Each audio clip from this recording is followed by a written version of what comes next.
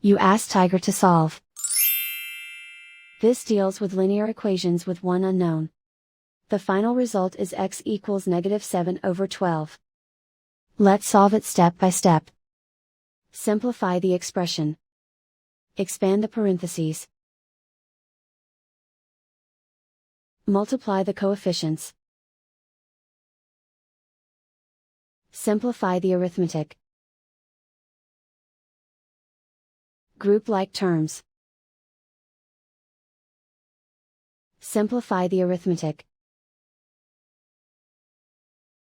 Group all constants on the right side of the equation. Subtract 7 from both sides. Simplify the arithmetic.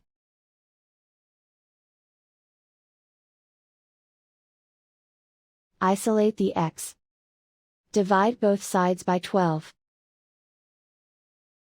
Simplify the fraction. And so the final result is x equals -7/12.